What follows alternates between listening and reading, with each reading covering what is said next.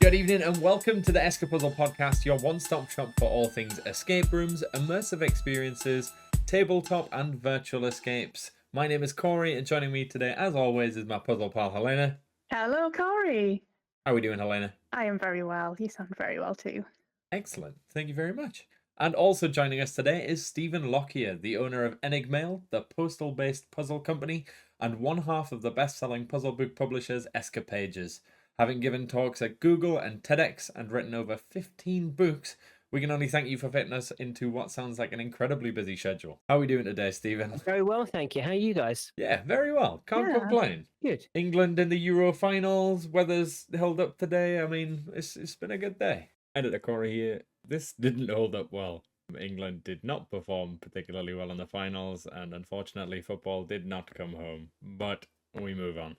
It's starting to feel definitely like that start of summer vibe, isn't it? So It is a little bit. I mean, the weather could be better, but it's never good in Newcastle, so I can't complain. So, one of the things that we like to do on the ESCAPUZZLED podcast is obviously get to know our guests as quickly as possible, and the best way to do that is through our escape room player profile. So, we essentially have some quickfire questions to go through. They tend not to be quickfire, so don't worry if you want to expand upon them. But the first one always is, what is your player type or stereotype? We put up a blog post a little while ago outlining some of the different stereotypes that we found in the escape room industry. This is things like the leader, the puzzle nerd, the scaredy cat, the explorer. So what would you say is your stereotype in an escape room environment? what's really handy about this is that I read the post and then did an escape room, so I was able to analyse. Oh, And I wow. asked my team what they thought I was like beforehand, and then we talked about it afterwards. And it's very strange. Escape rooms are funny because they are like only an hour long, and yet the memory of them and the experience really stays with you, and you mull over them afterwards. But I'm definitely the explorer. So I'm the person who will feel around the edge of things to see if there's a button. I will take out drawers and look underneath them. I'm quite good at finding false panels, that sort of thing. I Ooh. definitely like to take stuff apart. And most escape rooms are they're so used to that, but they are also sneaking, hiding things. So I'm quite good at finding keys that have been hidden under false panels, for example, that sort of thing. Yeah, explorer. Very inquisitive person, I assume. Yeah, I think I've always been curious. And I think that is an asset most of the time in an escape room. Most of the time. Sometimes you can go down a little cul-de-sac of your own making rather than anything that they've thrown in for you. The other day, I found a button that activated a light, and then later on solved a clue that said, press button on side of desk. And it turns out, obviously, that they wanted you to solve the puzzle first and then find the button. But because I was exploring, I found the button first. Happy day. Breaking escape rooms left, right, Yep. and centre. Indeed. I also have done that so many times. I tend to be very heavy-handed in escape rooms and will accidentally go through maglocks or hidden panels by accident. Either just by leaning against them or just pushing on them a little too hard. I've often gone through into other rooms and then got a radio call like, could you get out of there, please? It's not quite time for that. Too soon. Too soon. Yeah. Go back. I'm like, okay, sorry. I do like the fact that escape rooms, after the first couple you go, there's going to be a second room. And then you do a few where you look at it and go, okay, this one hasn't got a second room. And there is still a second room, and it's through the fireplace or at the end of a corridor that you think was a dead end anyway. It's a bit like magic. You know that there's a trick to it, and yet you're still delighted by being tricked by it. Does that make sense? 100%. Absolutely. I love hiding magic in escape rooms. A friend told me about one that they did where there was a bookcase which had scratch marks, sort of angled scratch marks. And they were like, obviously this is a door. And they were focusing on this bookcase that was obviously a door because you could see the scratch marks that had been swung back and forward so many times. And they did certain things, A, B, C, and then something that wasn't a door at all, wasn't a bookcase at all, opened. I was like, that is a really clever red herring.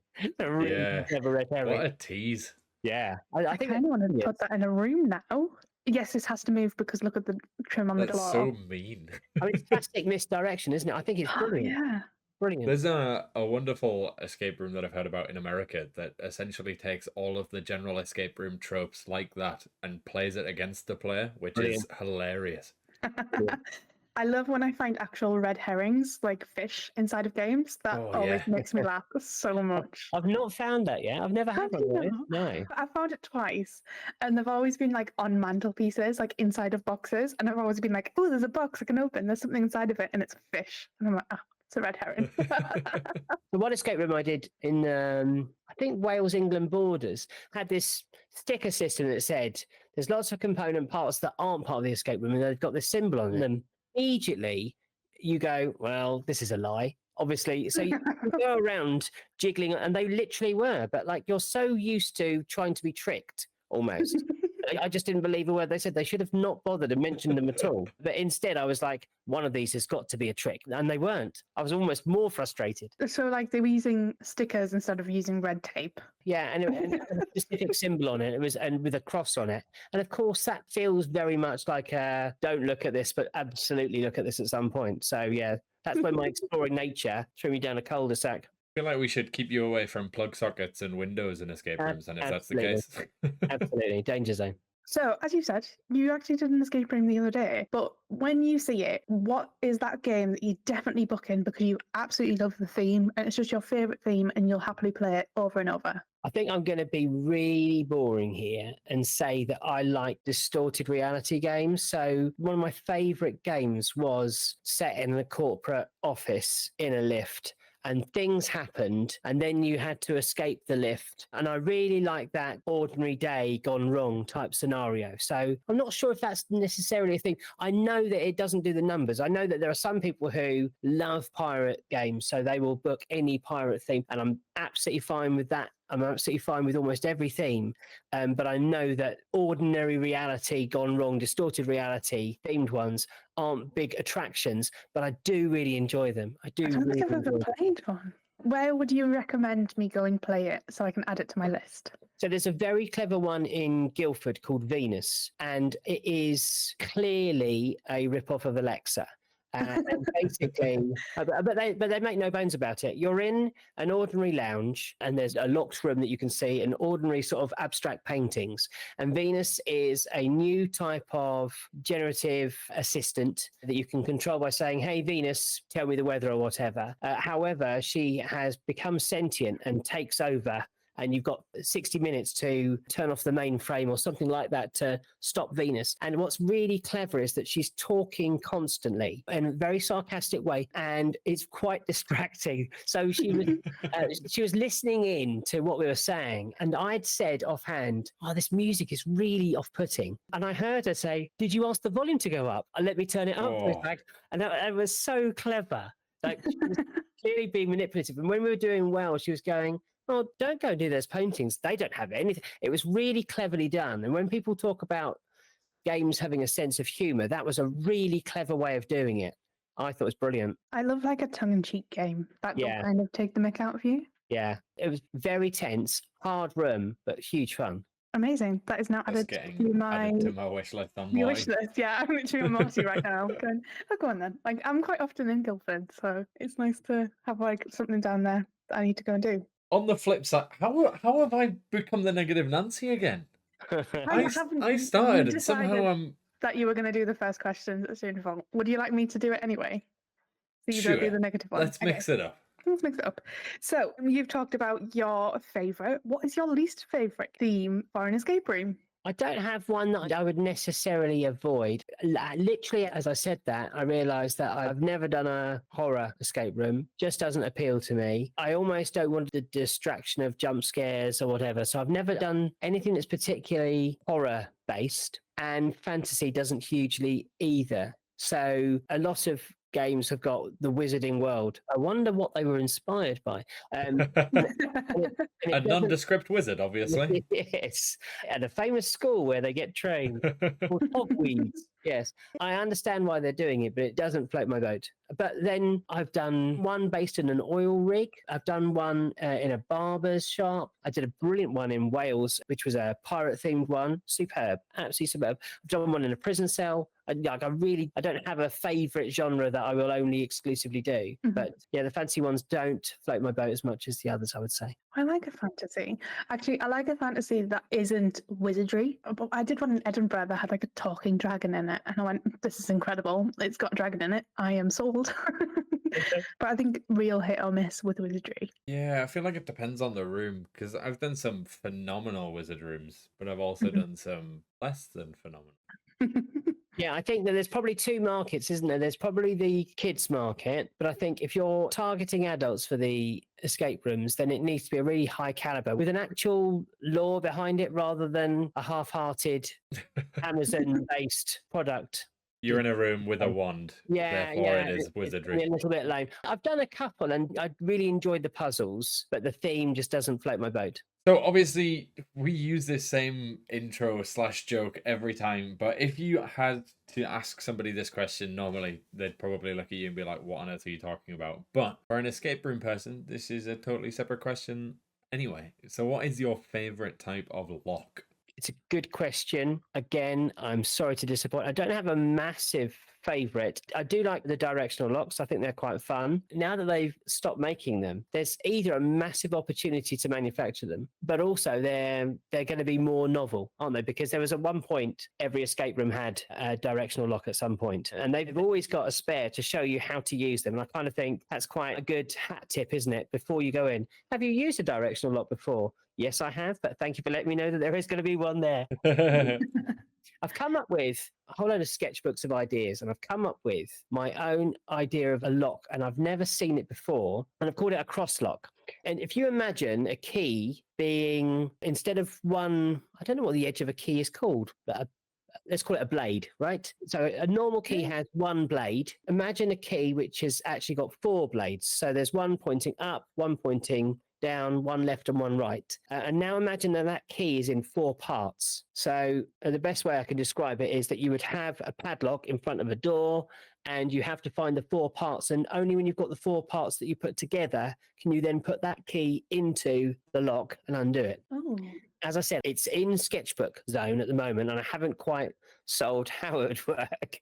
But I like the idea because normally it is a throughput, isn't it? You find the key, undo the lock, find the key, undo the lock. But I love the idea of having a lock where it works a little bit like a combination lock, where you have to get all the information. So you'd have to get all of the parts of the key to undo the lock. That's fun. I like that. So your favourite lock is a lock that you made up in your head and put into a sketchbook. Copyright ESCAPUZZLED 2024. Claimed. That would be incredibly cool. Would it then need 4 different locking chambers? Because it would obviously need 4 different... Yeah, so each section would need to turn 45 degrees within the lock in order to open the pins. It's really hard to describe, but I can see it really clearly in my head. I can visualize it in 3D in my head. Yeah. But I can't visualize how you would even begin to make that. I mean, maybe 3D printed would work. Yeah, I think that it's probably going to have to be that first, and then to get a proof of concept. Yeah, it's very niche. I understand. Apart from maybe 7 escape rooms and lock-picking lawyer, there's not a huge market for a very unique padlock. But at the same time, like, how many people are using directional locks in their day-to-day life? I mean, there must be someone. I can't work out who the original market was for that. Do you think it was people who couldn't remember numbers or who always lost keys? It's people that were used to PlayStation 1 cheat codes. That's what it was. Yeah. Get the up, down, left, right, L1, L2, R1, R2. And get a jetpack. That's what it was. I bet you can actually get a jetpack with that code, can't you? I was a few short. I was a few digits short, but for the recording purposes, but yes, you can. It's the ultimate fidget toy. If you've got one, they're quite satisfying just to jiggle around. They really are quite satisfying to jiggle around. And I got sent a box of various combination locks and directional locks by a lecturer in the north who's written a book. I can't remember her book now, but she's written a book about escape rooms. And she had this box of padlocks that her students had somehow mixed up, lost the codes for, whatever. And so I'm trying to work my way through solving each one and then labeling it. So I have got directional padlocks, but I think they can have up to 20 directions. So like in terms of powers, there are so many possible combinations. Yeah. And there isn't a good way of routing them apart from like a heavy object, which I don't want to do. They're very, very difficult to root codes out of them because they don't like have an engagement when you put the correct movement in. Yeah, there's no lean into one direction, is there? Yeah, I think now I can very easily brute force a combination lock. Like letters, numbers, fine. I can do it because I can feel the click. Well, it's the fact that there's an almost infinite amount of possibilities. Yeah. Purely because once you put in one input, it then opens another 4. And once you put that in, it opens another 4. But if you got that previous one wrong, just never-ending pain. Yeah, indeed. But it does sound like a very cool thing to just be sent padlocks to brute force. That sounds like a very fun little side project. Yeah, it's a weird one, isn't it? But yeah, it's taking its toll because obviously there's not a fun way of doing it. You've just got to do it. I think it's like a nice Sunday afternoon task, isn't it? Just Yes, a film. Put a film on and see if you can Grab a combi lock. Yeah. So what kind of locks are we talking? Are we just like key locks or is it number locks, letter locks? What have you got? There are number locks, letter locks, and directional locks. There's a box of them, probably 20, 25 of them. Honestly, do it now for your own sanity. Just bin those directional locks. If students were using them, I'm really hoping that they put in a 3-digit code and a 3-movement code, and I'll be able to crack it. But then if you think about it, even 3 digits is... it's 4 times 4 times 4. Yeah, so 64 different combinations just for 3 digits, isn't there? Yeah. Jeez. And the chance of it being 3 digits is slim. I know. It's unlikely, isn't it? Yeah. You know, 100% some kids just sat there and fiddled with it and accidentally set a Yes. 30-digit combination. Look them in the eye and throw it in the bin. And then ask for your money back. Oh God, I've like just opened my brain back up to that frustration. So you've done, how many games have you done? I don't think we've asked this. I don't know, actually. I know there are some people. I've got a friend, Phil. He won't mind me saying this. Who has a spreadsheet, and he's got when he played the game, what it was called, his time out, and he's brilliant. Like we play with him and his wife. They're both really good, like phenomenally good. But he has a spreadsheet and he's done over 500 games. I'm nowhere near that. But I do know that one day my camera roll on my phone is going to go, enough, no space left. You have completed. And I'm going to have dotted through it lots of pictures of me holding up score charts. So, yeah, no idea. The one I did last week was the first time I've done one with my youngest son. And so I was fully ready for it to be out of time. And, you know, first experience for an escape room, it's very, very surreal. And especially this one, which wasn't you've got 60 minutes to escape. You had 60 minutes to find an item for a trial, which I thought was quite clever. It was a key piece of evidence. And I think it was a nice narrative spin and gave it a good purpose. There was a definite time there. We're trundling along, and he's quite a logical little lad, and he was enjoying it and solving puzzles. And there was one point where the 3 of us had all gone separately, and we're all doing our own thing. And then we finished in 36 minutes, which is not bad. Wow, that's really good. Very solid First time, very decent. And I said, it's not always like this. You know, sometimes you are in the 50s getting anxious. But I expect those 57-minute frantic oh my panics. goodness. A major plus side to that is you do feel you're getting value for money, don't you? Yeah, 100%. You feel like you've got the most out of the room. I've earned my hour. Yeah. There's been a few times where we've finished in like 23 minutes and just thought, wow, what's happening with the other 2/3 of the money that I've paid? Yeah. And also, what the hell is everyone else doing? Yeah. How is it taking an extra 40 minutes? What? I feel like it's one of those things in the escape room industry that doesn't necessarily need figured out, but it's a bit of a weird one. You're almost punished for being good at the escape room, and the better you get, the less you get out of it. So there's a company near where I live called Paradox Parlours, and will adjust some of their rooms so that if you are of a speedier nature, shall we say, they will include harder puzzles. They'll flip some around. And I thought that was a nice touch, actually, because what's strange about this industry almost is that most games are for novices and seasoned players, whereas they've recognized that there is a very steep learning curve, I would say, from the first one to, say, the 10th one. After the 10th escape room, I think you've seen an awful lot of, you get the idea of what you're looking for. And I think that's really nice that they've adjusted some of their puzzles to go, okay, you've played quite a few. We're going to throw in some spanners in there. We're going to make it slightly harder. They do ask, which is quite nice. Yeah, we recently spoke to Phil from Peer Pressure down in Brighton, and they were saying they have a multitude of puzzles set up accordingly so that they can change it mid-game depending on how fast the players are progressing through, as to whether they give them an easier puzzle or a more difficult puzzle as they're progressing, which is a very cool idea. It is, because, yeah, when you've done it in 23 minutes, you do feel a little bit shortchanged, don't you? I always feel like it's a bit like a fine dining meal. You pay an awful lot of money and then you get a small plate of food and you think, oh, a kebab would cover this. Yeah, 100%. It's a weird one. I am very much a big foodie and love flavors and love things like that, but I also love big portions, which they tend not to go hand in hand normally. I wonder if anyone has played around with models where it's sort of pay per minute in reverse. Yeah, so you get money back depending on how fast you get out or something like that. I would go like at the higher end and go, it's £35 a person, but if you get out in 40 minutes, we'll give you £10 off or something, not as an incentive, but just as a recognition. I know that the industry has found it the last few years hard. I'm just trying to think of ways that, because I know that there's a big upfront cost. It's quite a privileged hobby, isn't it? The three of us playing our last game, it was £81. That's a lot, isn't it? Yeah, for a single hour experience. Yeah, but 36 minutes.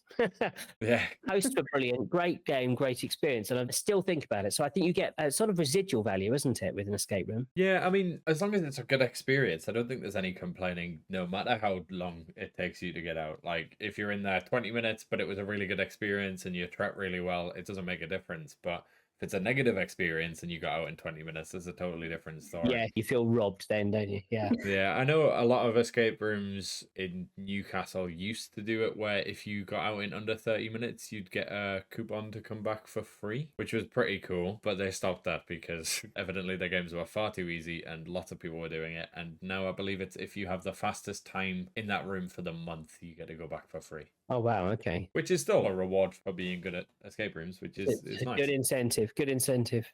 So what is your least favourite type of puzzle? I would have to say, having to do something repetitively. That could be anything. There's two stages to a puzzle, isn't it? The first one is working out what you have to do to solve the puzzle. And the second part is actually doing it. Yeah.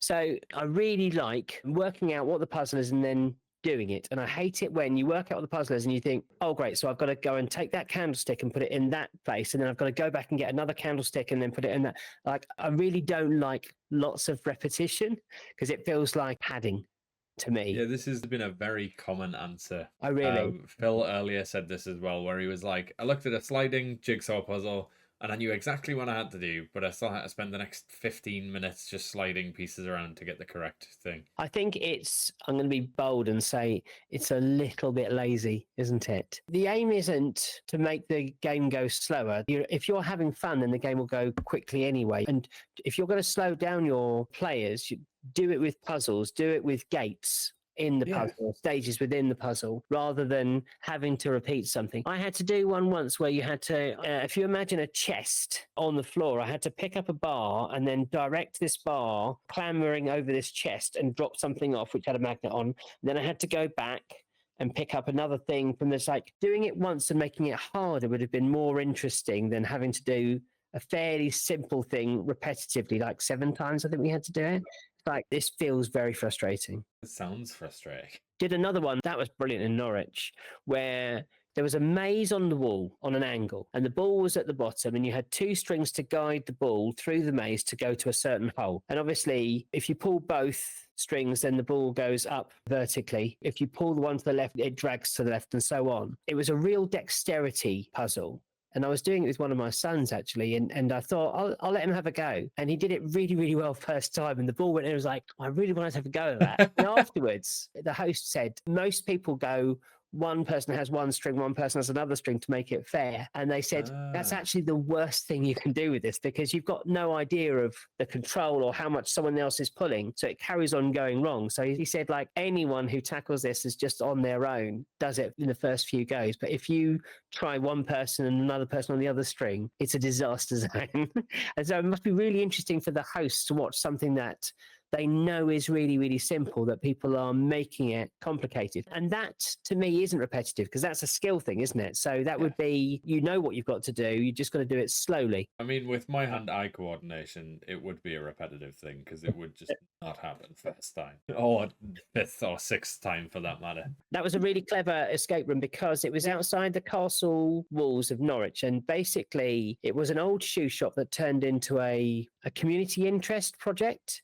And they went down into the storerooms and discovered a medieval street. So there was a genuine medieval street. So they did excavations and they dug it out, and it's like basement level, if you like. So that's the original street level, was about 10 feet down. So they did these excavations, and then they said, well, it's filled with historical artifacts. It's also filled with damp. We can't really do much with it. And someone came up with this genius idea of turning it into an escape room. But then they themed it as an archaeological dig. So, you know, the laser levels, for example, where they would do the green crosshairs on a pole, they have that equipment to solve one of the clues. And another one, you have to use an endoscope to dig behind a chimney breast. And that's what I'm talking about, the like distorted reality. They used everyday stuff that you would find in an archaeological dig and turned it into an escape room. And I thought that was absolutely brilliant. That's just made me think. I wonder if there's escape rooms where people just give the escapees the tasks that they don't want to do for the day, Yes. like an archaeological dig, and they're just like, oh, this is an escape room puzzle. Now answer my emails and file my taxes. Welcome to Escape Little. Stack the shelves in a certain order. I mean, Lidl is its own escape room, let's be honest. IKEA, my goodness. IKEA is very escape roomy. Yeah, IKEA. Have you got Tiger where you are? Tiger's another one. love Yeah, Tiger. Tiger. A little labyrinth that you have to go through just to get to the water at the end. Yeah. Like Costco? At least Costco's in like lines, but the issue with Costco is they throw a person at the end of every line giving you free food, which just makes my trip like 4 hours longer than it needs to be, because I'm hitting all of them twice. It's a walking banquet, isn't it? It's fantastic. I also think Phenomenal. it's like impossible to step just into the doorway without spending about £200 on snacks you don't need. Like every shop though, like Home Bargains and all the shops like that, I'm B&M. like, right, I need this one thing, and I come out with like a fridge freezer and some sort of cool bathroom display unit and loads of stuff that I don't need. You've been lulled in. The cute little decorations in B&M get me every time. Yes, I'll buy another bag for life for all the stuff that I bought today. A full mirror. That's what I came home with, like a 2-meter long mirror. And he was like, how did you get this in your car? Bearing in mind, I drive like not a very big car. And I was like, I don't want to talk about it, but we got it home. What was done was not legal, but it was done. I was very grateful to have a convertible that day. Your car wasn't supposed to be a convertible, but it certainly was afterwards. Who needs a sunroof? So, Stephen, what would you say is your personal strength in an escape room? Can be, and I'm going to add a caveat there, I'm quite good at seeing connections and patterns. So I'm quite good at, say, recognizing those, you know, the keyboard layout, the 3 lines of the keyboard. Oh, yeah. If that's somewhere, I can recognize it quite quickly and work out what I've got to do there. Or if there's a certain series of arrows pointing in certain directions, I'm quite good at joining those dots quite quickly. But I can, and this is why I say it's a caveat, I can wildly overcomplicate things as well. So I can see things that aren't there. I think this is reflective of me as a person as well. I do wildly overcomplicate things and see a puzzle that isn't there, or that it's in more plain sight. One that I did recently, there were 4 awards in an awards cabinet and 4 certificates. And on the back of the awards were symbols that related to letters on the certificate. And it was the same symbols in different orders. So with a piece of paper, I decoded all of them. And 2 days after doing the game, 3 days after doing the game, I suddenly realized that each award was related to one of the certificates. And all I needed to do was pair them up. But instead, I decided to do 16 different sort of letter anagrams. Goodness. It's like, what an idiot. They didn't need to throw any challenges my way because I created them myself. But did you do it? Oh, yeah. So, I mean, there you go. It still works. As long as you're not overcomplicated. Like, I will look at a puzzle and be like, okay, I've got 4 numbers. Therefore, I have to divide by this. And then it's a factorial. And then I will throw the most random things at a puzzle. And it's just put these 4 things in order. Happened far too many times. But it's that easy. Come on. No, it Just must. match the colours. That is not just me.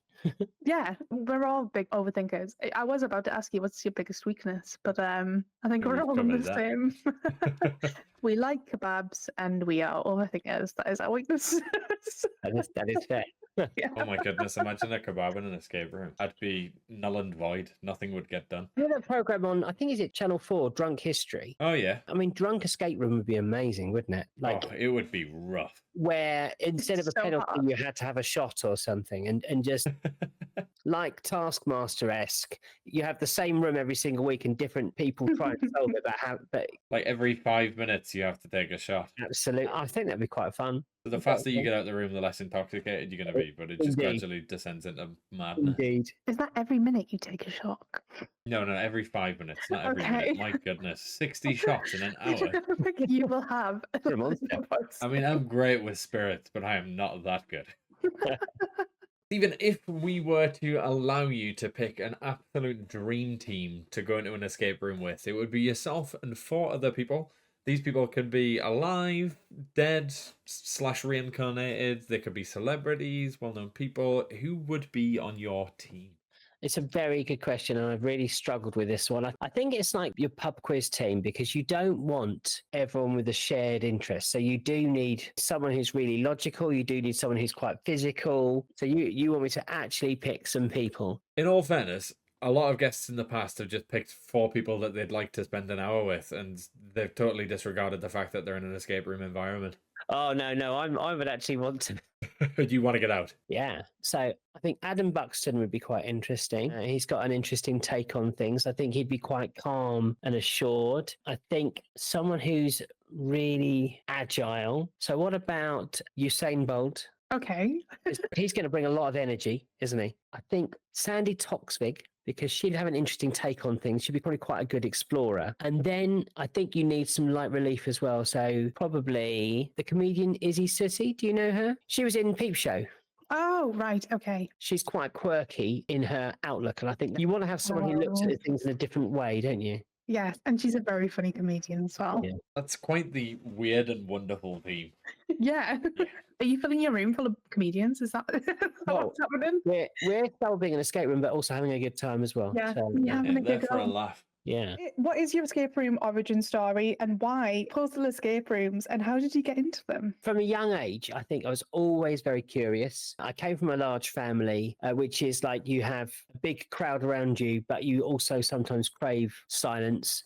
And I was the one who caused a lot of the noise, but also loved the silence. So I spent a lot of time in my own imagination, and I think that hasn't really left. And I do remember running a detective agency when I was about 6 or 7. I remember my mum coming in to my room, wondering why my light was on, and I was busy felt tipping my fingertips. You remember those Usborne books? The Usborne Guide to Spycraft, I think it was called. Yeah. Basically, I read it and thought, well, what is stopping me from being a detective?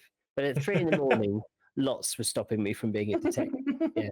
So I think from an early age, I was fascinated by that sort of thing, and then became a teacher, and primarily became a teacher because I love the fact that you could be creative and imaginative. There are very few jobs that rely on you to come up with ideas constantly. And I thought, well, this is a really good channel for my imagination and creativity. And then about 5 or 6 years ago, I was given a puzzle book, and it was a different type of puzzle book to one I'd seen before. And I loved it because it wasn't crosswords or Sudoku or anything like that. They were mental puzzles, or you had to angle the page at a certain direction or whatever. And I loved that. And I thought it was brilliant. Got really excited about that. And it dominated that weird time between Christmas and New Year, because I was like obsessed with it. And I kept on messaging my friend Matt with pictures of the puzzles going, can you help me with this? And you've got to get this book. It's brilliant. And in the end, I think I just ordered it for him because I thought, you know, when you're showing someone so much, you break them down in the end. And yes, like just do it. And then we ended up working on our own puzzle book together. We did one on Kickstarter called Flat Pack. And Flat Pack is essentially the IKEA catalogue, but with puzzles. So it started off, I did a puzzle a day for 30 days on Instagram.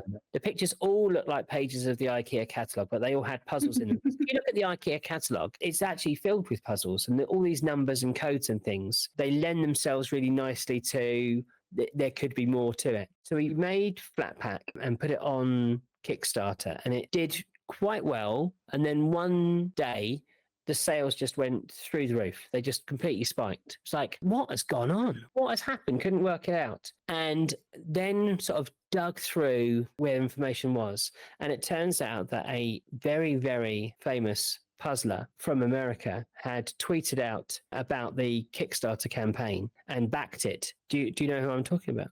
Was it Neil Patrick Harris? Neil Patrick Harris, yes. Oh my goodness. God, I love that man so much. And also, like, he then sent me a message privately. I've got his email address, and he said, I mean, we'd love to have him on the show, so if we can buy that off you, that would be great. just ask him. He's very, very approachable. Reach for the stars. And sent me this message saying, I want to play test. I'll happily play test. And then I sent him stuff to play test, and he didn't do them and didn't get back to me. And I thought, oh, that's a shame, because it'd been really nice to say, as play tested by Neil Patrick Harris. And then about a year later, he messaged me saying, I am so sorry I didn't play test, but as an apology, I've bought everything you've done. So, like, I bought the entire back catalogue of everything that I'd done so far. So it was amazing to get that. Yeah, so Neil Patrick Harris has made a big difference to the launch of Flatpak, and then sort of carried on from there. So what's nice about puzzles and creativity is that you can see something. I'm quite liminal in that I'm quite good at forming connections between two things. So the next puzzle I did after Flatpak was Undeliverable. And that was based on, I got a parcel one day, which I'd sent out and it had come back, but it had gone through, I don't know, 2 wars, several continents. It was one of those ones that was covered in about 7 different stickers. And I thought, well, how brilliant that was that I had something that actually could be a puzzle itself. And I've done puzzles before in the past on the packaging, but I thought that was a really interesting idea of getting a puzzle through the post. And as it happened, there's a company, for American listeners, there's a company called Every, who changed their name from Hermes because the Hermes reputation was so bad. But they haven't really shaken off that reputation. And I'd had a parcel delivered, not a parcel delivered. They tried to deliver a parcel and left me one of those little blue cards that you get. Sorry we missed you cards. Yeah, it's the blue card of death, and you'll never see that. So I came up with an Undeliverable and thought how fun it would be to have a card saying, we tried to deliver your parcel, but you weren't in, but here are some challenges to solve whilst you've got this card in your hand.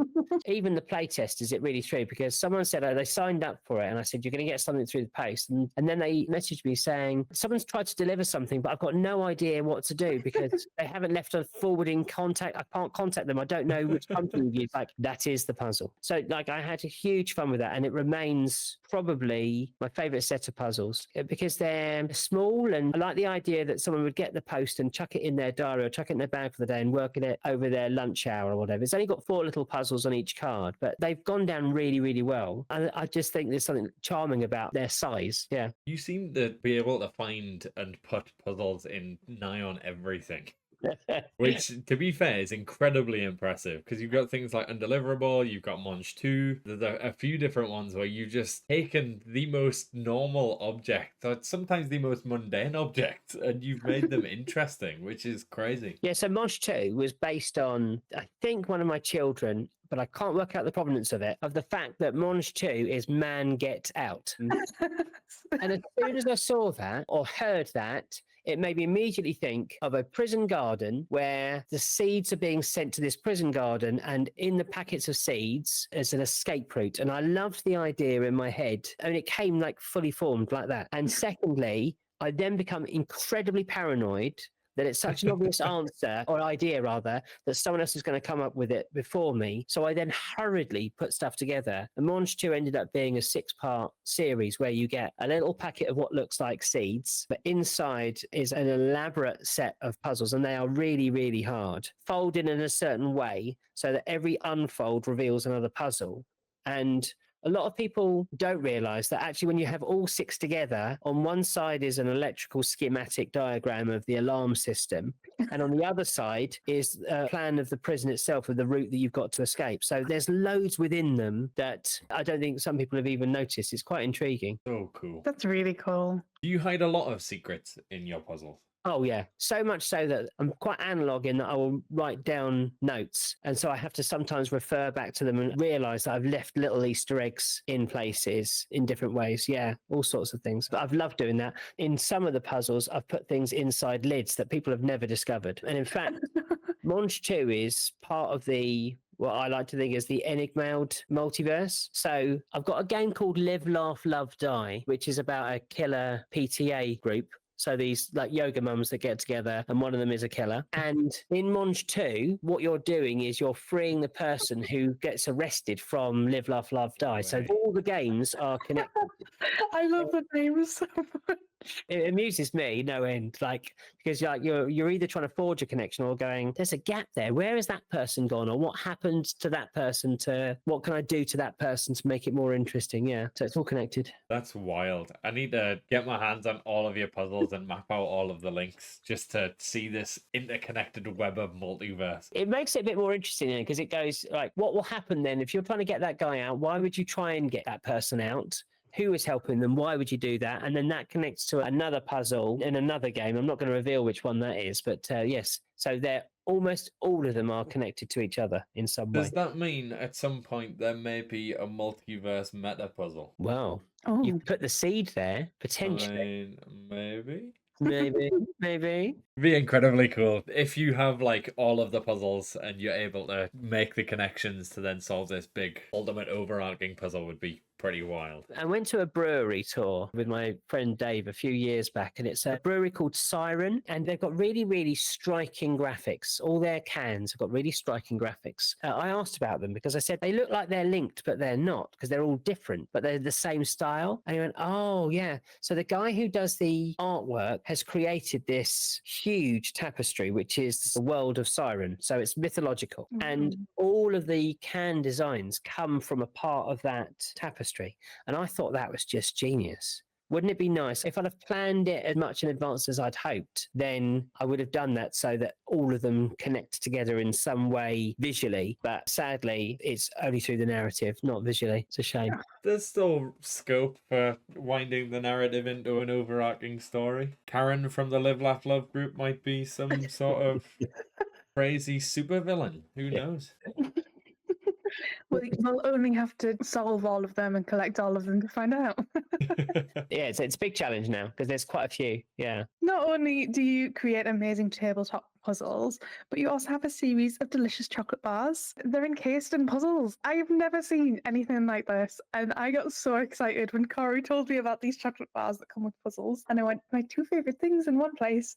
Oh my goodness, how did that happen? When this was around Undeliverable time, when I was coming up with Undeliverable, I thought that you would need a payoff because the whole thing with Undeliverable is, sorry we missed you, the parcel's back in our depot, it's getting closer, we're almost there. And I thought you actually needed to have something delivered. Yes, absolutely, something delivered and a final moment. And I thought I could get like a Cadbury's bar and chuck it in there, but then that's not particularly special. So then I looked at White's Label chocolate, and White Label chocolate is you supply them with the design and they'll make it. And I thought that's okay, but it's possibly going to be quite generic. You know, the chocolates that you get at a wedding, which have been stamped and they're a little bit... They don't taste of anything. No taste of anything. And I just so happened to see Kerno in Cornwall can print your own designs. And then I looked at it and they were like friendliest people, so helpful. And I looked at their list of names and they supply to the National Trust and Waitrose, and they supply to some proper names. And I thought, this is good company. Spoke to them and got their price list and they weren't cheap. And I thought, but actually, if I make the package with puzzles and a bit of a story so that you'd spend more time looking at the packaging than you would eating the chocolate. If you think about buying like a Snickers, you're going to spend more time eating the chocolate than looking at the packaging, aren't you? Because it's familiar. Whereas if it's unfamiliar, you might look at the packet a little bit. And I thought if I put puzzles in there and a little short story, like again, that's a little world within its own, all the characters in that and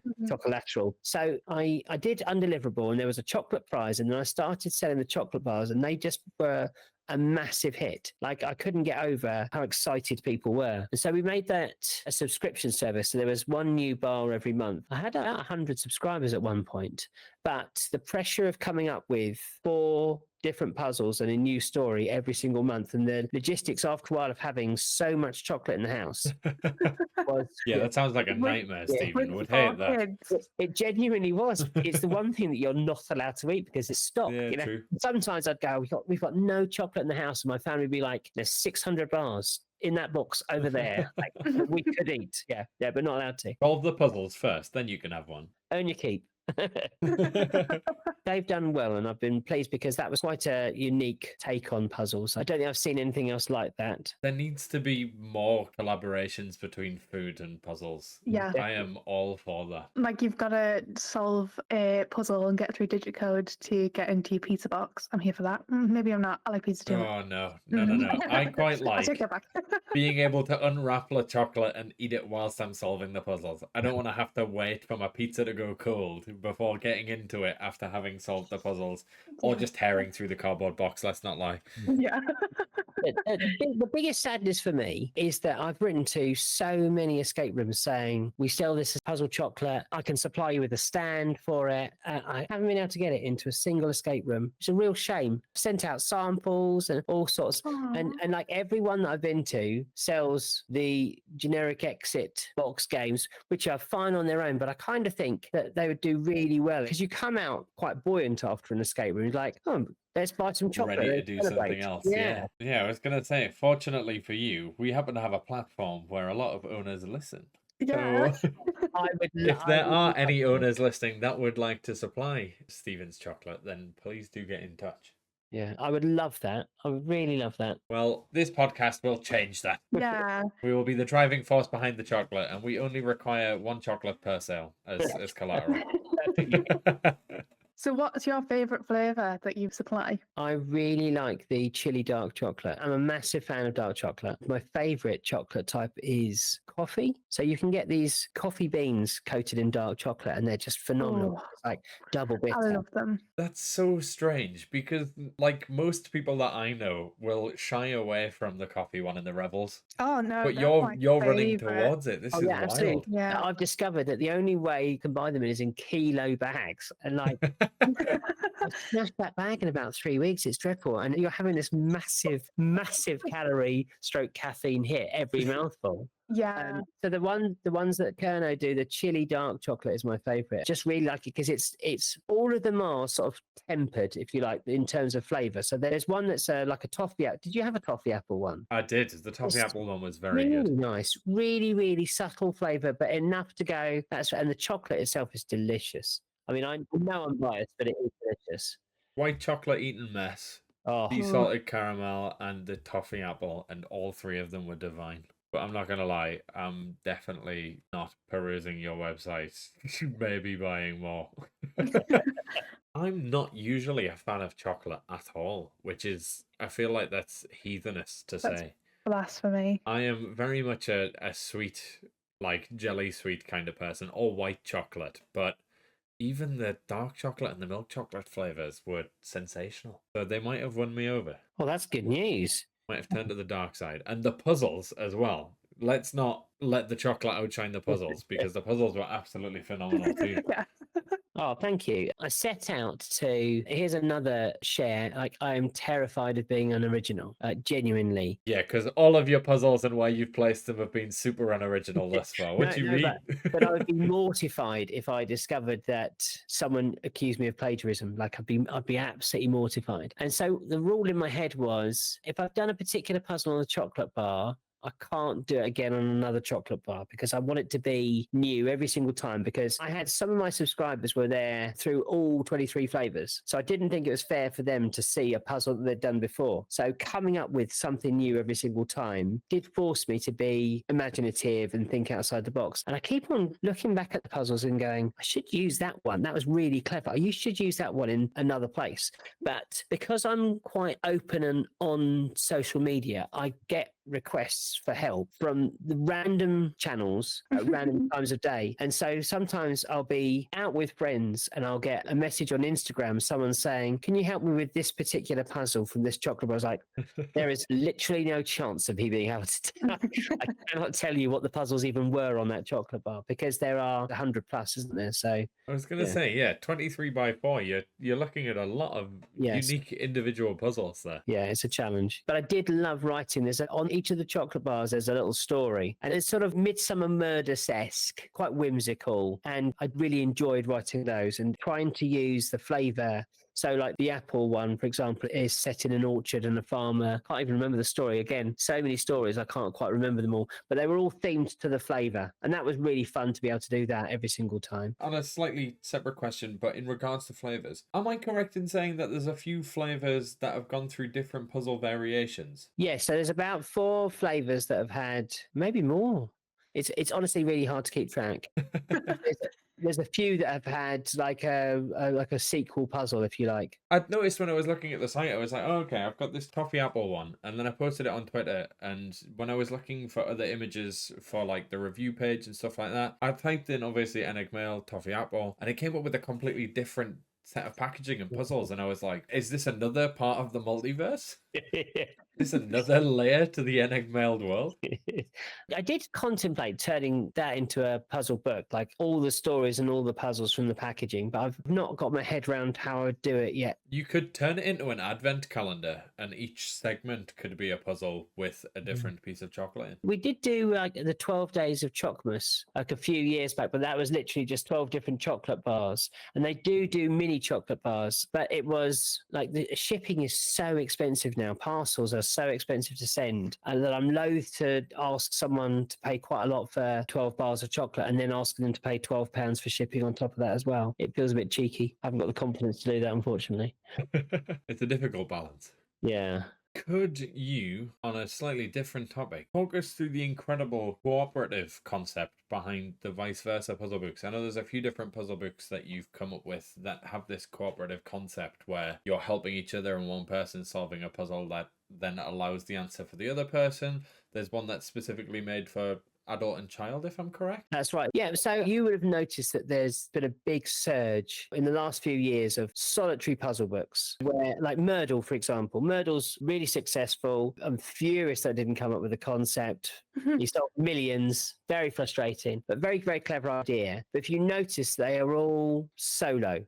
They're not something that you can share. And most books you can't share, and puzzle books tend to be quite absorbing. So it's the equivalent of someone being on their Xbox or Game Boy. There's nothing to share. And I say that because I was doing a puzzle book and my partner was doing something else. And I kept on showing her, and she goes, it's a shame that we can't do them together. And then, boom, the idea came. It's like, what if there were 2 books and there were 2 characters leading to the same location? So there's a little bit of narrative on each page and a puzzle on each page, but I've got half the clues to solve the puzzle. The other person has got the other half of the clues to solve the puzzle. There's a really strong online community for puzzles, and I love the idea that I could have one of the books and I could have a friend in America with the other one of the books, and we could be texting each other, helping each other out. And I love the idea that you could be working on the same puzzles but be miles apart. And if I sold it on Amazon, you could buy it independently. So I called them sort of heads and tails. So you would choose, I'll get the heads version, you get the tails version. And that did really well. So vice versa did really well. And then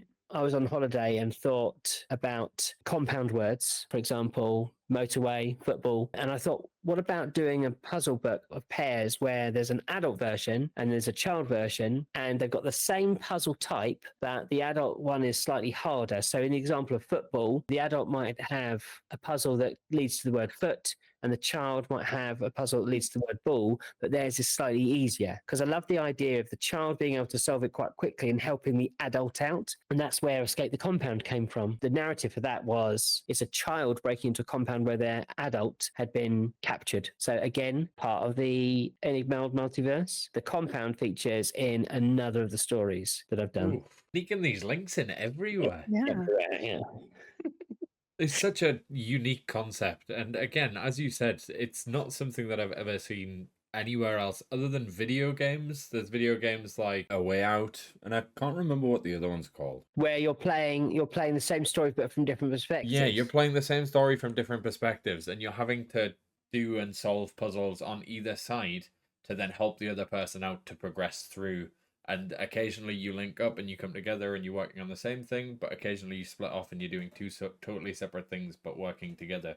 That's But nice. seeing I that like in that. like a physical puzzle environment, it's so unique and so cool. That's very cool. I like it. Because like in escape rooms, physical escape rooms, you can sometimes be working together, but sometimes you split off and you all end up working on different things. And I kind of like those moments where you go, okay, I know how to do this. That person's working on that. That person's working on that. We're talking to each other and communicating, but we are all focusing on our own little thing. I kind of love that. It's like a little worker bees. It's quite fun. Yeah, I also love being able to just branch off and crack on with your own tasks.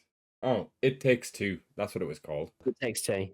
Yeah, both incredible games. It Takes Two and A Way Out. I think they're made by the same company, but one of them is like a husband and wife, and they're working together to get back to their child after they'd been shrunk into hand-knitted dolls, which is a very cool concept. And We've all been there.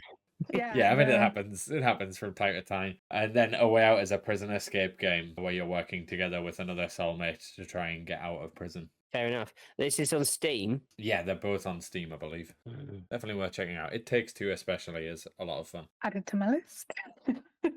Honestly, my list is growing, and I've still got like a stack of 5 puzzle games that I haven't played. I've also got an in-person one I need to do. Gosh, please get through them. I don't even want to discuss how many tabletop games I currently have that are not played yet. Yeah. I've got a box in my loft that I've hidden away, out of sight, out of mind, right? Yeah. Mine are in my room, like sat to the side, and I'm like, I need to get through all of those and put them on the website. Finding the time of day to do it. I was doing I'll like a get there. puzzle a day, and I was like, oh, if I just do one a day, then at least I'm like getting through this. So Corey, what was the big brown box he gave me? I can't remember who that The who that Mystery is. Agency. It The was Mystery the Agency, Balthazar Stone. Yeah, so I'm currently playing my way through that, and every day I'm like, oh, go on, I'll just do one puzzle. Like, it's a really fun game, but it is so long. I'm making it incredibly long If you anyway. think that's long. I know. I mean, I just recently purchased Tales of Wormwood, which is an Escape Tales game, and that has, I think it's something ridiculous, like 10 hours, isn't it? hours of gameplay. Yeah. And then Escape the Asylum is another one that I have that is 10 chapters, and each chapter is an hour long. My goodness, really busy. Yeah. Yeah, very busy. And that's just 2 of the, maybe 20 plus that I have sat waiting to play. And I keep buying more. Like, I need more, apparently. Right now, you don't need any more. My bank account is struggling.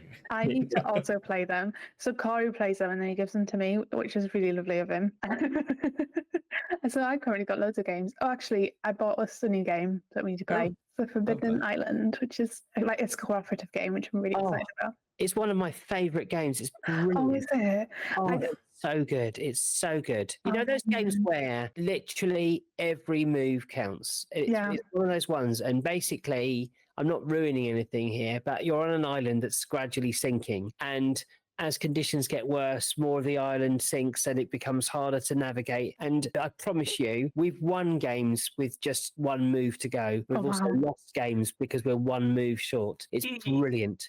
I love those games. Sounds ruthless. It's so good.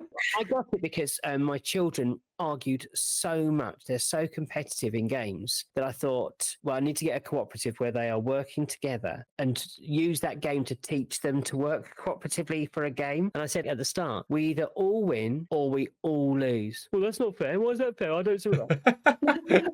Okay. Cooperative. Let's be calm. Cooperative. Yeah. And I've ended up being a massive fan of cooperatives because it does encourage you to chat and talk. It makes it much more social, doesn't it, as a game? Yeah, and I really like them. I think they're really nice if you're going to have like a dinner party or you're going to like a party with other people who also like games, which is all my parties, let's be honest. So you have a lot of projects on the go. You've got chocolate, you've got puzzles, you've got books, but which one are you just the most proud of, that when you did it and it actually worked, you were like, oh my goodness, this is working? And why are you so proud of it? The 2 that I'm probably most proud of, either Flat Pack, because some people have sent me photos where their husband has seen the catalogue and put some post-it notes on some items and said, Yeah, can we get this table? I've just seen this catalog. I really love that table. It's like, yeah, good luck finding that table. Yeah, or undeliverable because it's so subtle. I think they're probably my favourites. Monge 2, the first episode of Monge 2 actually had some plastic that you can mould when you heat it in water, and they were seeds, and they were actually in the packet, so it felt like a packet of seeds. The American customs did not like me sending those. What are these suspicious packages full They of did, yeah. plastics and potential narcotics? They confiscated 3 or 4 that were being sent out, and the people who had them confiscated got a letter from US Customs Drug Enforcement saying they have destroyed the item. I had genuinely people who were either worried that they were in trouble or thought that the letter from the US Customs was a puzzle. part of the puzzle. So I had 24 hours of anxiety before I thought, no, actually, they could just test them and see that not drugs. I also did a limited edition puzzle game that's ended up being really popular, but it was so labor intensive to make. Is it the Marmite jar? Yes, Nightjar. Nightjar. Yeah. And that again was based around a pun, which is going to sleep is the yeast of your problems. Oh my goodness. I know, it's dreadful, isn't it? Bad jokes galore. But that was filled with stuff to help you go to sleep. So you're suffering from insomnia, and there are puzzles inside. There's a herbal tea bag, there's a tea light, there's earplugs, and it's all tiny stuff. And people look at it and go, well, there can't be any puzzles here. And there's loads. There are loads. But each one took so long to make that I think there are only about 100 out there. And I'm always getting requests. People are saying, are you going to release another batch? It's like, firstly, I can't cope with the smell of Marmite anymore. Secondly, it took such a long time because, of course, Marmite, people don't get through Marmite like you'd hope they would. So I had schools collecting the jars and I would send them stuff in return. I had an avid friend, Martin, who loves Marmite, but you can only get through so much Marmite, right? So it took a long time to get the jars. I can't buy old Marmite jars. Just people don't sell them for some reason. Don't know why. It's strange, that. It took a long time, but I might do in a couple of years. I might do again. I might do a surprise sale of Nightjar because that was very popular and it looks lovely. It looks really, really crisp. Please with it. I mean, I've only seen pictures online and on the website and things, but they look so cool. They look like a Marmite jar, as they should. Another incredible project of yours is the book nooks. They're also absolutely stunning. They came out really well. Again, lockdown, I bought a book nook, started making it, and I can remember the moment where I was sitting there making it thinking, what if I turn this into a miniature escape room? And literally 3 years later, my most successful campaign, and they've done really, really well and continue to sell quite well on the website as well. Yeah.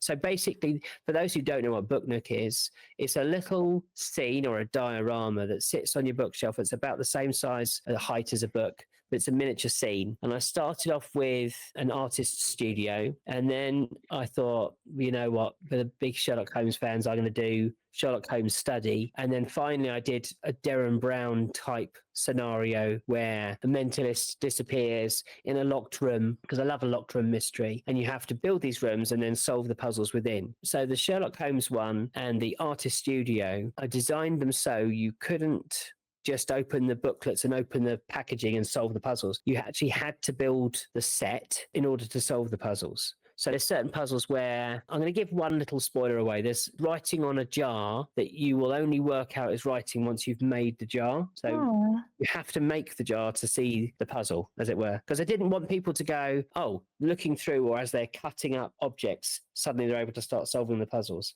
I wanted them to go, I've built the whole room, now I can solve the puzzles. That's one of the things that's slightly different with On Air, is you would have to get somebody to make it for you. Am I correct? Because there's a few elements that you have to That is correct. Together. Because of the mechanics, probably the most complex mechanically.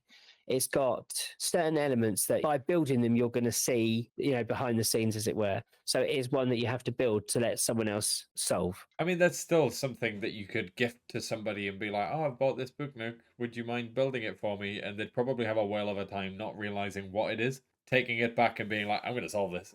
I should push it as a Valentine's present, shouldn't I? Yeah, it's perfect for like two people.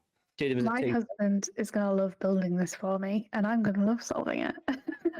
Each one takes about, I would say, probably between 2 and 4 hours to build, depending on your competency. Like if you're quite a good crafter and you've probably got all the kit and you're probably used to cutting against a metal edge or whatever, but they were very satisfying to create. There are ideas in the pipeline for ones in the future, but I'm on to another project for the moment. So yeah. They're very unique. I'm surprised. The only one that I know of that's remotely similar was obviously Spectre and Vox, which was an escape room built into a doll's house. But I'm surprised somebody hadn't sooner come and gone, okay, what if we just made an actual escape room but smaller?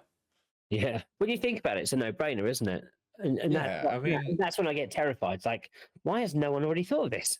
yeah, what is the thing that's holding Yeah. everyone back from this? Yeah. If you could go back to when you started all of this puzzling and you could give yourself some advice or you could change something that you did in the process, is there anything that you would tell yourself or anything that you would change? Good question. I think the first Kickstarter we did, we were very green, and I think you can be because it's like a whole new world, and we underestimated postage costs. They increased, and I would always say if you're planning to send something straight away after a Kickstarter, if you've got the stuff in front of you or you can press the button and 4 weeks later it's ready, then do the postage up front. If not, use a pledge manager and collect the postage up, because postage just increases all the time and the cost of materials increases all the time. And also I would say for one or two of the Kickstarters, I offered too many things. I know that sounds really daft, but if you're selling, say, a puzzle book on Kickstarter, what you've got in terms of orders are either one book or 1+ books. So it's quite an easy one.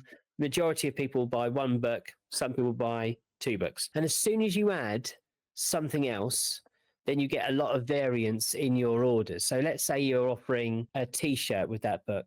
Some people will just buy the t-shirt, some people just buy the book, some people buy the book and the t-shirt. So already you've got 3 different types of orders. And I say that because for the first Kickstarter, I think we had 7 different items and I was doing the postage for it. And it turned out that there were 53 different combinations that we had to put together.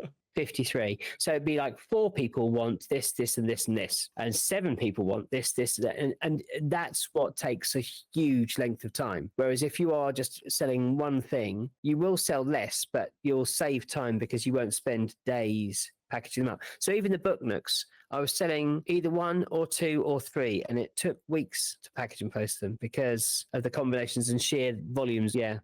So I would advise anyone, including my previous self, to limit your range, because you've always got back catalogue, and if you're making a good product, then more people will come back to your website and buy other things anyway. So yeah. Yeah, again, it's something that you could potentially add further down the line as like an extra, as like a bonus, as opposed to something there and then to sort of give them.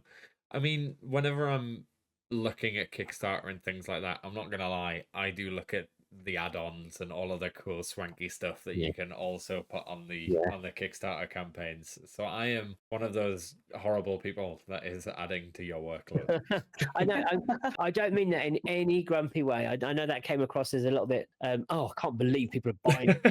How dare this be so well received? But I think I just didn't realise that every time you add a product, it adds a huge number of variations to, like, I can't comprehend how Tesco do it. You know, they have to have physical pickers going around and doing it. So yeah, it's just me. So can't wait for an Enigmailed store where you go in and everything's a puzzle. So yes. Even how to pay, you've got. Yeah. Oh my goodness! Imagine you're walking out looking at the receipt, going, "Is that Braille? Is that Braille?" Has the escape room finished now? For one of the games I did, Notable Remains, it had a coin. And this was, again, I seem to have an obsession with trying to make things miniature, because that had 3 puzzles on it. No one has solved all 3. And also, probably because they're so small. But it ended up being, I think you'd have to use a magnifying glass, certainly, to see some of the puzzles on the coin. It's probably the size of a 20p coin. or a 1 cent coin for Americans, but it looks authentically old. And I'm going on holiday this summer, and there is a naughty little streak in me. Where we're staying is near some Roman remains, right? And you. The coins have got Latin phrasing around the edge, and I'm so tempted to hide a few coins, because I think that would just be, imagine the joy if you're having a look at these Roman remains and then you notice something glinting and you pick it up and it's a coin. For those few moments before you maybe realize that it's not an actual Roman coin, you would be so excited. So I certainly would be. I went to Pompeii about 15 years ago, and we're in the marketplace. Marketplace is really, really big and dusty, and it's got like this sandy, gravelly floor. And I'm listening to the tour guide, but I'm getting a little bit distracted. And I look down at my feet and I drag my feet across the ground to see what's underneath the sandy gravel. And I see this pattern. It's like, oh my God, have I discovered something here?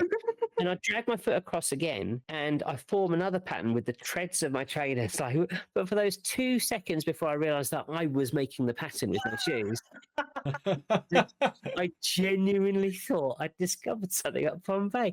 Like, how insane is that? But I would love to. Do you think I should do it? Do you think I should take a few coins? And I think that would be hilarious. I think what would be even more funny is if an archaeologist found this item and then they were solving it and they were like, wow, we solved this, and it just came to this is a red herring. Yeah. Imagine Yeah. months of testing. Yeah, like there is big groups of these people that have their metal detectors and love to go and hunt for coins. Like there's a huge community of them in County Durham, and it's really sweet because we are quite a historic city, as most cities are. And they get so excited every time they find a coin, and it gets put into this like group chat, and everybody hears about it. Like I am a part of this group chat, not because I have any interest in it, just because I love how excited they are about it. And I think that would be really lovely until they realise, like, oh, this is just a puzzle that someone's messed with us. I think I'll take a couple, but if I ever see someone like looking in the beach area near these Roman remains, I will see if I can surreptitiously drop one in, because it would be amazing, wouldn't it? Like just for those few seconds to think you've discovered an actual archaeological remain. Yeah, and I think the best bit is you will never see that joy. That's kind of the pleasure, isn't it? Yeah, and you're like, I hope I make somebody's day. Do you think that person would then go, I wonder if this is a puzzle? Or do you think they'd put it straight in their pocket and be like, yep, let's go with the other coins? Yeah, probably. It'll end up in that little tray at the bottom of the vending machine, won't it, where all the unfamiliar coins go. I wonder what they do with that little pot, because there's always that, on the 2p machines, there's that little It just pot drops through into like a Yeah. miscellaneous pot. I think that somebody is rolling in euros at the moment. Yeah. So, if you had an unlimited budget to create a room or a tabletop experience, what would you build? Right, so I love this question, and I've loved the things that other people have said in previous episodes. And I made reference to an escape room that was done on an oil rig earlier, and it's not an oil rig, it was a rig. So it was quite industrial, dark, whatever. But it did make me think that an oil rig would be a phenomenal escape room, like open plan, open world escape room. And I'd love it to be multi-team. So a few years ago at Weston-super-Mare, they had an old retired oil rig called Sea Monster. You could go on it and walk up and down, and it was a working oil rig. And there's so many gantry platforms and levels that I just think it'd be just a fascinating experience to be, boiler suited up, and you're playing in teams against others and against the clock as well to get into the inner room or whatever. I think it'd be an absolute hoot. But I've always had hankering for two specific ones in my head, and these aren't any expense. This is just get off your backside and make them. I love the idea of a police interview room where there's one-way glass and a team being split up straight away. The majority of the team are with the bank of cameras looking out at the interview room, and one person is in the interview room handcuffed to the table, and you've got an hour to get them out and then to get out of the room. So like a police interview room, that back room that they have in all the TV programs with all the camera monitors and that sort of thing. And I love the idea of splitting a team, but I've never done that before. And I don't know whether some people would like it or not. I feel like it would depend if that one person chained to the desk also had stuff to do, or if they were just sat there for potentially absolutely. 60 minutes for their friends to come and get them. So in my head, one of the puzzles would be to work out how to get the microphone to work so they could speak to the person in the interview room. And also, the person in the interview room is facing the one-way glass on a metal table. And on the other side of the table, so facing the one-way glass in the mirror and everyone else, is the key to the handcuffs. So they've got to work out somehow how to communicate to the person who's in the interview room. And secondly, work out a way that the person can get the key so they can undo their handcuffs and get through and that sort of thing. It's quite well formed in my head. I really should Do it. get on with it. I feel like you could also have stuff around the pane of glass on the interviewee's side that obviously the people with Yes. the cameras couldn't see, Yeah. but the player could. So maybe there is that back and forth of, do you have anything in the room that can help us solve it on this side? And then they're also offering the advice once they've figured out the microphone and stuff. I really like that idea of separating the team and having them working together separately. But you'd have to have someone who was comfortable and confident to be apart from the team. But you'd have two completely different experiences. One of the best experiences I've ever done, we started in one place and ended up in an actual hotel, going into an actual hotel room. And at that point, you're like, I don't know what has happened now. And I don't know who to trust. I don't know whether they're part of the game or not. And you pass these two tourists and be like, are they actually tourists now? And that I love. The mind play is brilliant. I've mentioned it on the podcast before. There's a wonderful escape experience in New York where you go to a dock, you get a telephone call that tells you to go to a certain place, you go to that place, and a homeless person comes over and gives you a package and instructions. You then go to a different place, you end up buying a live frog and then taking it somewhere else. But because it's happening in the city and only certain people are actors and part of it, you don't know who is. And it gives this like unlimited amount of actors. Like Yeah. people don't know to what extent that this ends. Like, is that car crash that just happened in front of me staged? Or is it a genuine car crash and people need medical attention? Should I phone the police? The other one I want to do is every so often I see an ambulance for sale on Facebook Marketplace. Oh, I know, me too. I always want to buy it. Just want to buy one and do an escape room in an ambulance. It comes with batteries and it's already got plugs. It's all And the, it's it's like, got all the gear and like these little hatches, and you kind of think, Yeah. well, this would be amazing. I genuinely have to resist every time. Sometimes I'm like, that would make a really good mobile escape room. I volunteer with St. John, and every time that ones came up in our depot, they're like, do you want it? And I'm like, yes, every bit of me wants it. Actually, I want to live in it. But I have resisted. I don't have an ambulance. I will let you know that. Thus far. Currently. Thus far, currently. What are your plans for the future? Is there anything you can tease us with? I know we've got Heist in the works, which is super interesting. Is there anything else as well? Yep. So the heist is coming out. I don't know when this episode is coming up. Okay, this will come out in August. So Oh, happy days. Right. So please support the pre-launch. So basically, I think most people's dream when they're watching a heist movie or a program like Trigger Point, which was about bomb disposal, how fun would it be to make these things? How fun would it be to have a countdown timer that you have to stop by cutting a wire or going through a laser maze? And I was trying my hardest to learn how to make these things because I thought it'd be really fun to learn how to make these things, make this kit. And I couldn't find an accessible enough scheme of sessions or lessons to teach myself how to make these things. And I thought there's an opportunity here. And then the narrative came of, okay, why would you need to learn how to do this? Maybe you are part of a criminal gang and your electronics expert has been arrested a week before the heist. And so you have to quickly learn how all these alarm systems operate with this particular bank company. And I thought, well, how are you going to learn that? And it came to me then that there could be an academy for criminals where they learn the tricks of the trade. So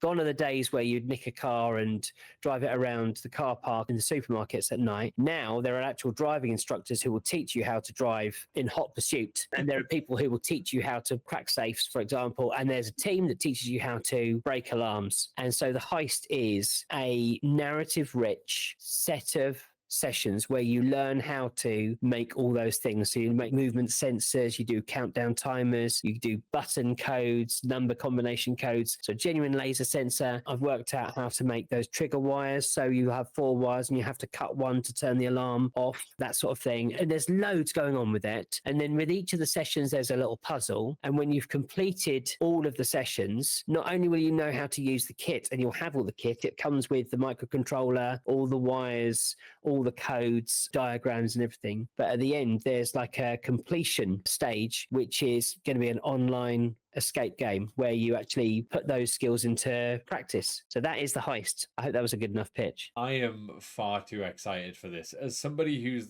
technically inept, I feel like this would be a great learning opportunity for myself, but also something that just sounds absolutely phenomenal. Yeah. I know when we spoke to Martin Ashburn in the past, we were talking about him doing spy school, and I was like, I need this.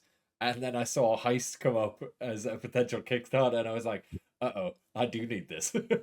It's one of those ones where I think if you've got a slight interest at wanting to do that, that's exactly where I was. I wanted to be able to do that, but I didn't know how to do it. So I had to teach myself and did loads of online courses, bought loads of resources. It's been like 2 years in the making. I'm really excited for how it'll go down in September. Yeah. I'm excited to get my hands on it. I'm not going to lie.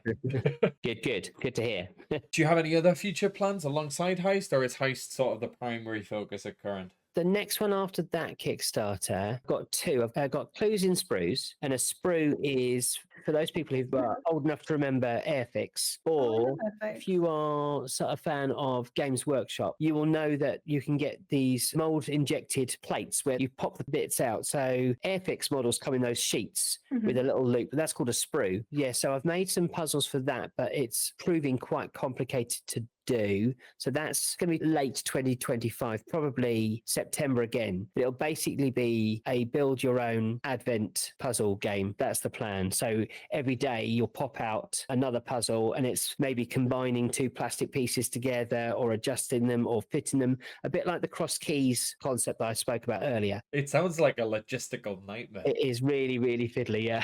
But the fact it rhymes with clues is so delicious. It's yummy to my brain. Thank you. Delighted with that.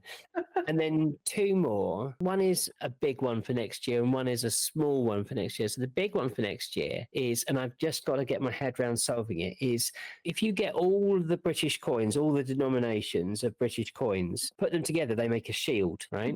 And I thought straight away, like, what if there were 7 coins that, when you put them in different combinations, would reveal different messages or had puzzles? And I love the idea that you could just be carrying 7 coins around and try and solve one of the puzzles whilst you're, I don't know, waiting for a train or eating your meal deal or something like that. I love the idea of that, but I haven't nailed it down enough. I've got the concept and I've got initial sketches and ideas, but I'm torn between words forming or identifying patterns or shapes of animals. I'm torn between sort of 4 or 5 different ideas, and I'm hoping the summer will give me a little bit of a brain break so I can go, yep, it definitely needs to be that. One thing I will say is please make a little pouch for these coins, because coming from a Magic background and having used gimmicked coins in the past, I have spent gimmicks that have cost £30+ that just look like a £1 coin in like corner shops to buy some crisps or something like that. So please keep them separate.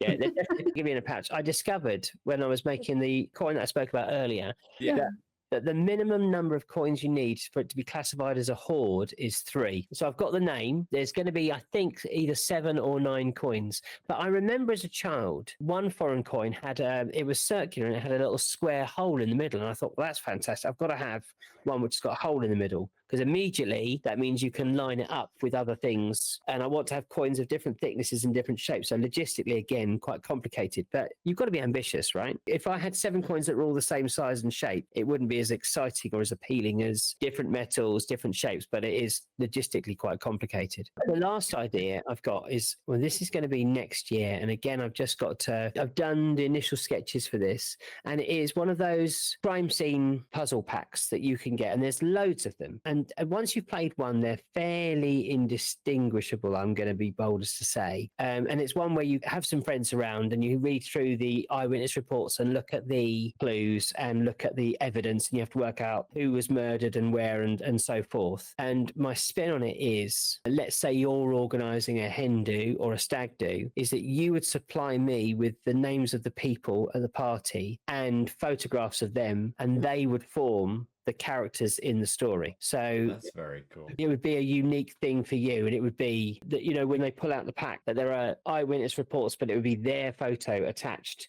and one of them could be the killer, and they have to sort of defend themselves or discover that they are the killer. But I love the idea of it being personalized to them, because it's going to make it a bit more interesting than generic male and generic female characters. I love the idea of it being personalized to them. So where can our listeners find you? Everywhere. I'm on, basically, if it's got social before it, then I'm on there. Yes, because it's really interesting. Different platforms bring different people, and it's really hard to know exactly where people are going to see things. So I try and spread myself quite widely. So I'm on Instagram, Facebook, TikTok, Twitter, and of course the website itself. Please tell me you have some puzzle-related dances on TikTok. Do you know what? I am too old. It's very hard because I've got 3 teenage children at home, almost 4 teenage children in the autumn, and they just are appalled that I'm on TikTok. But it is just ridiculously addictive. Every so often I have to have a purge and delete it from my phone because it's To just give you a little bit of free time back. too tempting. You're watching it and like, I've wasted half an hour. I can't believe I've wasted half an hour from this rubbish. But it's quite good for testing out ideas and putting videos out there. So it is forcing me to actually film more of the stuff. So I'm making a prop for the heist at the moment for the promo video. And so I've been doing time lapse, and I'm going to put that on TikTok later on. So people are interested in seeing how something is built can watch that. Maybe 1 or 2 people will come to the website as a result. And then obviously there is the website itself, which is enigmailed.com, and we have escapages.co.uk as well. Is that correct? Yes, that's mainly for flat pack and answers to the puzzle books. Yeah. Excellent. Well, thank you so much for joining us this evening. We've spoke for over 2 hours now, and I feel like we could indefinitely speak for way longer as well. Indeed. But eventually I have to stop this because it's me that has to go back and edit it all. So It's been an absolute pleasure. It's really nice just to talk to other enthusiasts, isn't it? And to have that shared interest made public. So yeah, thank you. it's one of those really weird things that I still can't wrap my head around. Is like, this technically now is somewhat of a job for me. Yeah. I mean, it definitely constitutes a job with the amount of time I put into it. But having a job where I can just geek out and talk to people about such fun and crazy things, just, it still doesn't make sense. It Yeah, doesn't feel real. definitely. And it opens so many unique and fun interactions Yeah. as well. Yeah, and everyone has just been so lovely. I've gone, yeah, of course, we'd love to come on and talk to you about what we do, and caught up with some old friends and met some new ones. Yeah. Yeah, it's been absolutely just a delight. Well, thank you so much. As always, if you have enjoyed the episode, please do leave us a review on either Spotify or Apple. Leave us a rating. Tell your friends about it. Tell other enthusiasts about it. Check out all of the other episodes with the incredible guests and recommendations that we have previously. And we will see you in the next one. Bye. Goodbye. Bye.